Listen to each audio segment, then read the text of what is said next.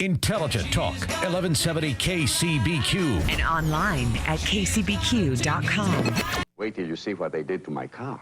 The machine of a dream. Such a clean machine. 175, 200,000 on the LS6, 200,000.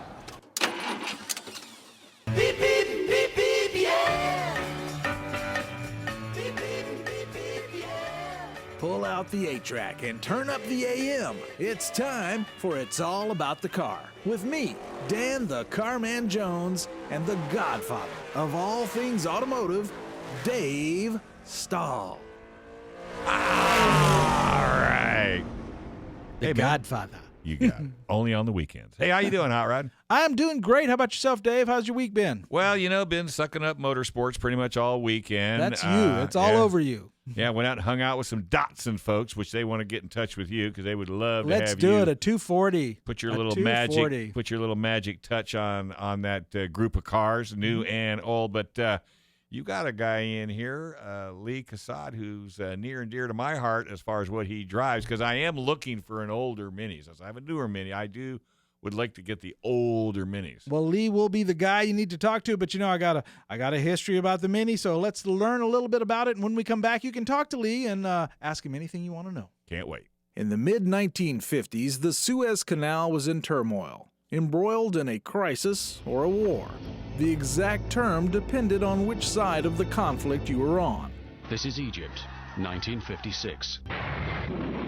This is a war over who will run this Egyptian waterway, the Suez Canal, and the vital oil supplies which are transported through it. In England, gasoline was once again being rationed, and sales of what were considered at the time large cars had dropped dramatically. The streets of London were being overrun with German imports, commonly referred to as bubble cars. Bubble cars were cheap, incredibly fuel-efficient cars from manufacturers like Messerschmitt and BMW. Their fuel efficiency didn't come from any advanced engineering, but rather from the fact that these cars were really tiny, with really tiny engines. The proliferation of these bubble cars truly irked Sir Leonard Lord, who detested what he considered a foreign invasion on his home turf. And as the all-powerful autocratic head of the British Motor Corporation BMC, Leonard Lord had the ability to do something about it. And thus, the wheels were set into motion to create one of the most beloved, iconic automobiles of all time, the Mini. Sir Leonard first decided on some basic parameters of what he considered a proper miniature automobile. He decided the car should be no more than 10 feet long by 4 feet wide and 4 feet high, and at least 6 feet of those 10 in length should be devoted to a 4-person passenger compartment. He also decided that to keep the costs as miniature as possible, that the engine should be based on an existing BMC design. With those few guidelines in place, he handed the project to Sir Alec Isagonis. With less than 10 people on his team, including himself, the original Mini prototype, nicknamed the Orange Box, was finished in October of 1957, and an automotive star was born. Here is the revolutionary Morris Mini Mike. The engine is mounted across the car, so that it can take 4 people in comfort with all their luggage. Look how much room there is. You can put things under the back seat, in the door compartments, and in the large trunk. The new design used the BMC A-Series power plant, which was a water-cooled 4-cylinder engine with a just under 850 cubic centimeter displacement. This was about 350 cc's less than the Harley-Davidson FLH Duo Glide motorcycle. It broke new engineering ground by being the first production car to use a transverse-mounted engine to power a front-wheel drive automobile, which is now a common practice in modern cars. To save space, which was the unifying engineering theme, the transmission was located under the engine, in the engine sump, and lubricated with the engine oil. The initial suspension system used compact rubber cones instead of conventional springs. The cones gave the new Mini a raw and bumpy ride, but this go-kart style ride and handling soon became synonymous with the name Mini, and was one of its more enduring and sought-after traits. In 1964, the Mini suspension was changed to the more complex hydroelastic system that used fluid-filled displacer units interconnecting the front and rear wheels on each side of the vehicle. Although effective at reducing the inherent pitchiness of the short wheelbase Minis, the faithful Mini aficionados were not entirely pleased. The original rubber cone suspension came back to the Mini in 1971 and was retained for the remaining model years. Other space and money-saving design elements in the Mark I Minis included windows that slid back and forth, rather than rolling up from the inner door panels. This allowed for interior storage pockets in the doors, reportedly sized by Sir Alec to fit a bottle of Gordon's gin. Driving a new Mini took a fair amount of attitude, assurance, and a bit of bravado. Piloting such a small vehicle with so little steel between you and the rest of the motoring world was itself a statement of self-confidence. When asked about the safety aspects of his new creation, Sir Alec replied, "I make my cars with such good brakes, such good steering, that if people get into a crash, it's their own fault. I don't design my cars to have accidents." At their introduction, Minis were not big sellers, nor were they a big profit center. Ford purchased a new base-level Mini and completely dismantled it, presumably to find out how BMC was able to make a profit on the car. They concluded that BMC didn't make a profit on the car and was actually losing 30 British pounds on every sale, about $75. BMC responded that overall the Mini was profitable, especially the deluxe model, as most owners would opt for options like a heater and seat belts. There was also a high-performance version of the Mini, despite the initial misgivings of Sir Alec. Designed and built by his friend John Cooper, the Mini Cooper and Mini Cooper S began a storied career of rally wins, including impressive victories in the Monte Carlo rallies of '64, '65, and '67. Minis also placed first, second, and third in the 1966 Monte Carlo rally, but were later disqualified, initiated by a protest from the Citroën team manager over the type of filament used in their headlights. The judge's decision was for Citroën, and the fifth-place finisher, Pauli Toivonen, driving a Citroën DS, was moved into first place. In protest, Toivonen boycotted the post-rally award ceremony and vowed that he would never again race for Citroën. He never did. By the mid-1960s, Minis had become more than just a car. They were, using the fashionable term of the day, mod. Notables such as Peter Sellers and various Beatles were often seen piloting their lavish, highly personalized Minis out and about in London town. Minis even had a starring role of their own in the 1969 movie The Italian Job. During the mandatory chase scene, 3 Mini Cooper S models in red, white, and blue are driven down staircases, through storm drains, over buildings, and into the back of a moving truck. Yes, during the 1960s, the Mini went from being a mere automobile to being an international cultural phenomenon, apparently everywhere except the U.S., where only about 10,000 cars were imported. To meet the increasingly overwhelming international demand for the Mini, BMC began licensing construction of the Mini to various countries for various reasons, most of which had to do with financial and import tax concerns.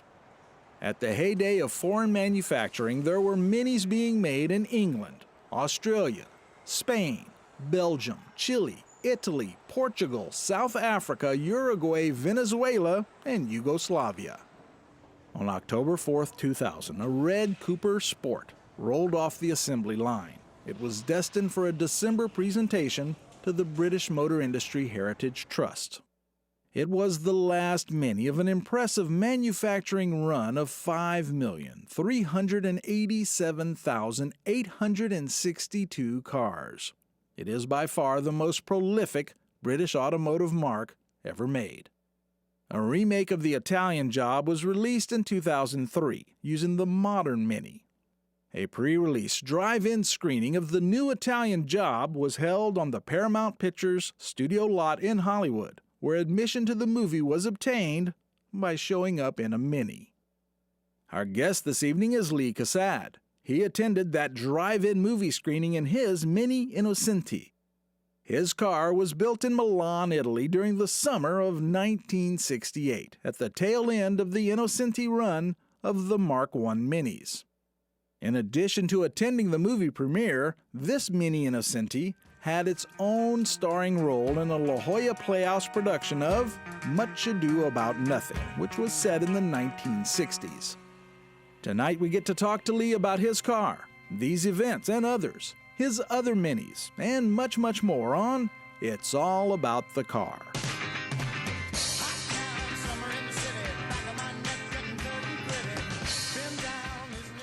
How about that, Dave? How about it? Did you learn anything? You're a Mini guy. I am a Mini guy. My mom grew up with Minis. My brother drove a Mini. And he had the one with the fluid shocks, with that thing. But the hydroelastic suspension. But once you figured out how to drive that thing, I mean, you could throw it around like crazy. And by the way, the new Mini movie in 2003, one S and two non-S cars. Oh, well, we'll talk about it a little bit. If you look real close, talk about that. That's trivia. Hey, we want to go to the break as soon as possible so we can talk with Lee. But first, I got a question to ask you. Do you know how you differentiate when you're reading about a Mini, whether it's an old Mini or a new Mini? And I'll tell you the answer when we come back. Let's wait and find out right here on the Love Network on It's All About the Car on KCBQ AM 1170 Intelligent Talk Radio. Most businesses fail because of lack of capital. Is yours next? Does your business need $10,000, $50,000, even $100,000? 1170 KCBQ. You know what I mean? Red on black, she's a street machine. Sets 10 inches off the ground with a crushed All right, folks, hey, welcome back. This segment's brought to you by West Escondido Auto and Trans, 760-741-0071. This is the Love Network, and this is all about the car. No, it's all about the car. It's all about the car. And I do want to tell our listeners to go to their computer and log into www.itsallaboutthecar.com, and they can see pictures of Lee's car in the portfolio section, right across the bar, right above the big picture of Lee's car. You'll see IAATC portfolio, and click on there, and you can go in and see a whole bunch of pictures of Lee's beautiful 1968 Innocenti. Lee, thank you so much for being with us. Thank you for having us. When Dave was talking about throwing the Mini into a corner, you said, I know how to drive a Mini. You were saying, I want to tell people. So go ahead and tell us, how are you supposed to drive a Mini? You drive it like you stole it. That's pretty much it. There you go. You don't give it any quarter, huh? No, that really came from the earliest Minis with the smaller engines. And you did. You put the pedal down and you kept it that way the whole time you drove it. Tell us about your beautiful Innocenti. And is it Innocenti? How do you pronounce that? Well, we generally say Innocenti, but I've heard people say Innocenti. Yeah, and I don't know anybody that can argue with any of it. Our particular car was shipped here from the Netherlands in 2002. It was partially restored. The body and paint work had been done, but none of the interior, electrical, or running gear work had been done. So how about the motor? The motor had not been done. And we went through the car, spent about a year working on it, and have enjoyed it for nearly 10 years now. Wow. And you were telling me that people have tried to buy it from you, and they just can't seem to manage that. No, I had a guy one time that was right on the edge. He was going to buy that thing, and he called us one night and said, Lee, he says, I just found a whole Sealand container full of Lambretta motor scooters, and he says, sorry. Oh, wow. And the connection is that Lambretta was made by Innocenti as well. Yeah, Fernando Innocenti, that was Innocenti of Innocenti. Yeah. Dave, remind me to say that correctly. I will try. Okay, good. Was probably best known in Europe for the Lambretta motor scooter. Right. That's what he did before they got the contract with BMC to build the Mini, and that would have been in 1965 when they started building those, and ran through 75 with 3 different body variations, but it still looked the same. Well, let me ask you a question, if I might. I get texts on your show all the time. Well, that's because it's the interesting show. Yeah, and one of the questions my friend said, he says he thought one of the biggest problems with minis was they were prone to rust. Is that the case? Yes, they are. And then the other thing he was saying, he says older minis had a wooden frame. No. Okay, I didn't think so. No, actually, the Morgan had the wooden. Morgan had a wooden frame with a very thin layer of metal around the outer frame, outer wood, just to protect. Okay, yeah, that's correct. Yeah, the Mini was always stamped and welded on the outside seam, unibody construction, and the subframes bolt up underneath the front and the rear.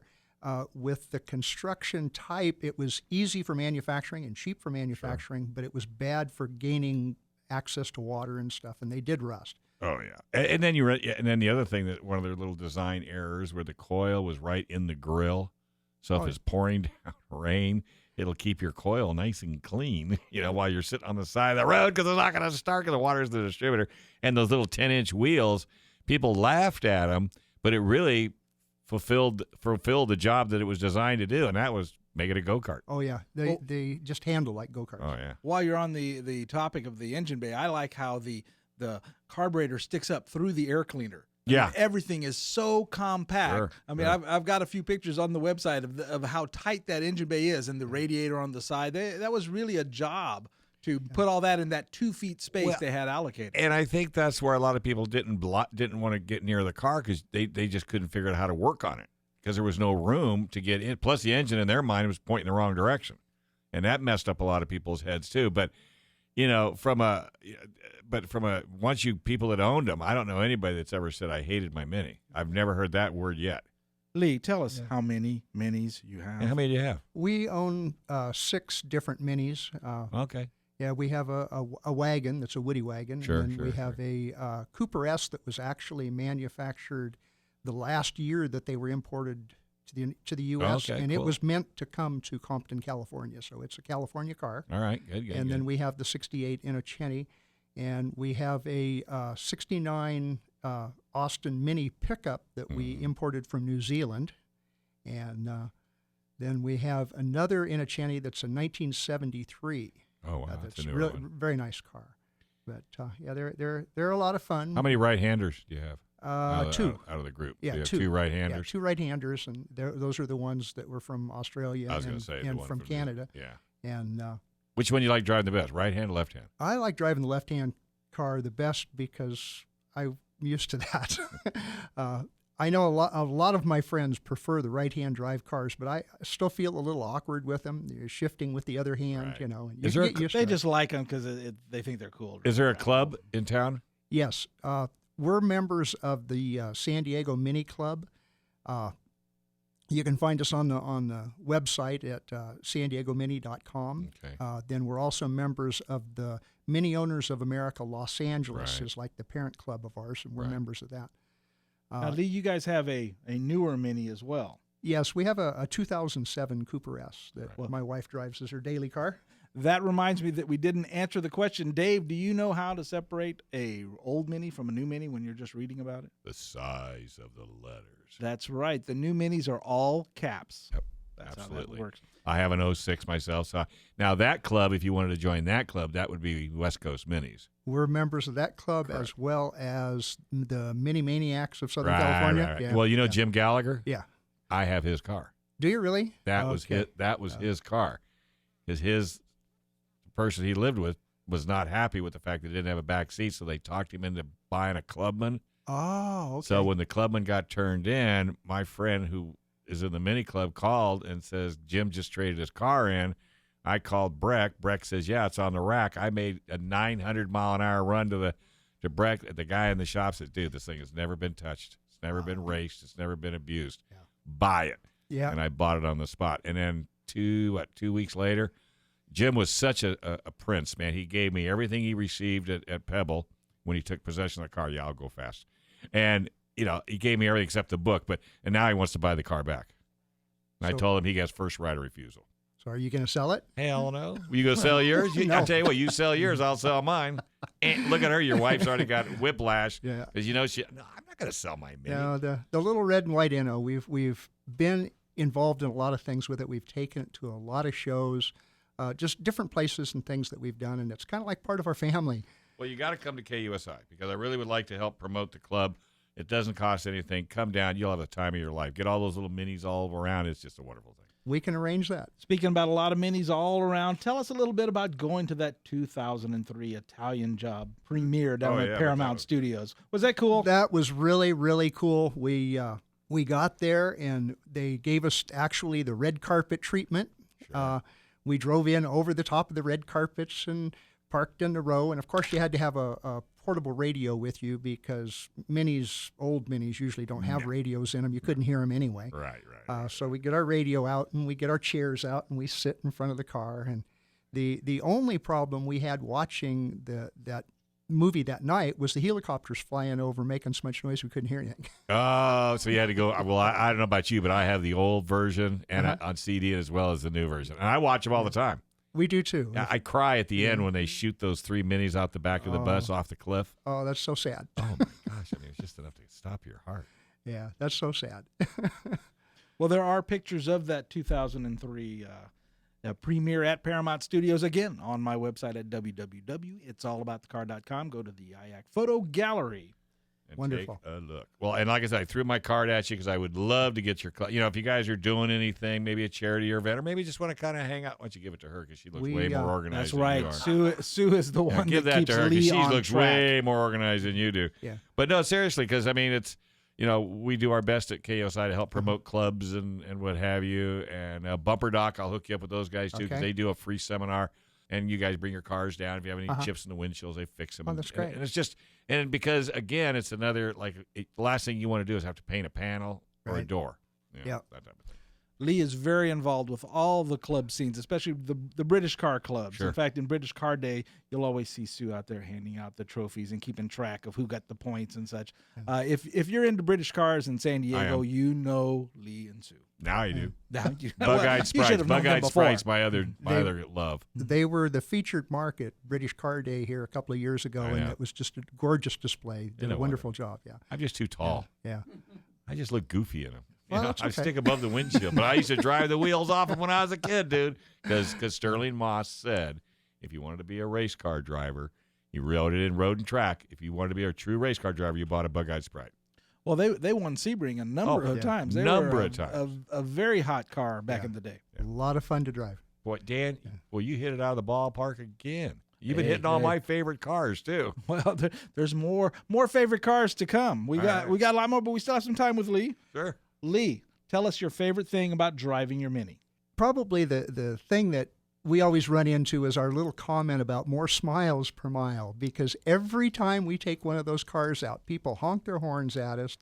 They drive very cautiously around us because we're so tiny, and they wave, and people are just very friendly, and it gives you a good feeling. Sure. And we have a lot of fun with that. If what you're driving doesn't make you smile, sell it. That's right. You should. Every time you get in a car, it should make you grin. I know you do every time you get in your Escort. Oh, that's right. I love my Ford Escort. I know you People do. give me such grief. I'm dead serious about my Ford Escort. You love that thing. It is a great car. And it really is. Anyway, you're talking about all the cars. Next week, we're going to talk about Ford Escort Model wagons? A. No, it's going to be quite a while before we talk about You Ford think? Escort wagons. At least another month? 2 months. Okay. Anyway, next week, Model A's. The gentleman coming is Ed Woodruff, and literally, he is so concerned about Model A's, he once had a heart attack over his Model A. Oh, that's not good. Oh, no, he loves his cars. We love people that love their cars. And he knows so much about Model A's. He is like the historian. He's the man when it comes to Model A's in San Diego. You're going to enjoy that show next week. All right. It's all about the car.